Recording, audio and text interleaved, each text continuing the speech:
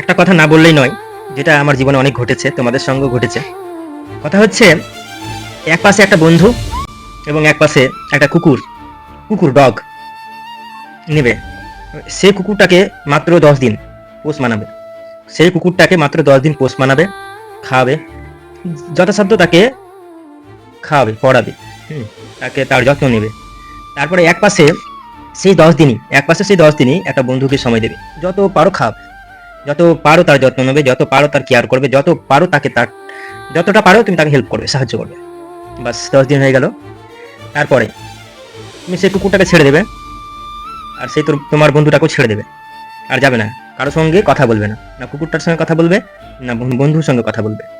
দেখবে আস্তে আস্তে সেই বন্ধুরা তোমার থেকে দূরত্ব বজায় রাখতে শুরু করবে। কারণ যখন তুমি তার সঙ্গে মিশবে না, তাকে খাওয়াবে না, তার প্রয়োজনে আসবে না, তখন তোমার সঙ্গে সে একটা ডিস্টেন্স, গ্যাপ তৈরি করবে।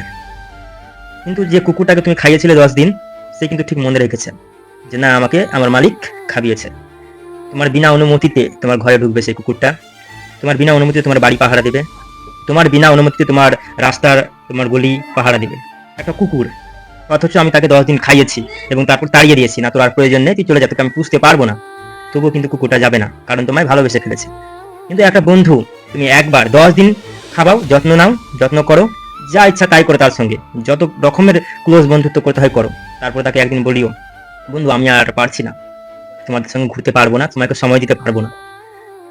কোনো ব্যাপার নাই, সে তোমার থেকে দূরে চলে যাবে। কথা আমার এই কথা বলার উদ্দেশ্য ছিল ভাই, যে অ্যানিমেল লাভার হও, পশু পাখিকে ভালোবেসো, সে তোমাকে রিটার্ন দেবে, তার থেকে 10 গুণ বেশি রিটার্ন দেবে। যে কোনো পশুকে, যে কোনো পাখিকে, যে কোনো পশুকে পোষো, তোমাকে রিটার্ন দেবে, ভালোবাসা দেবে। পাখি যদি পোষো, কোনোদিন কিছু না দিতে পারলে ভালোবাসাটা পাবে, আর পশু পুষে তুমি বেনিফিট পাবেই। এইগুলো করতে হবে, বন্ধুত্ব করে কোনো কিছু হবে না, জাস্ট দেখানো হবে।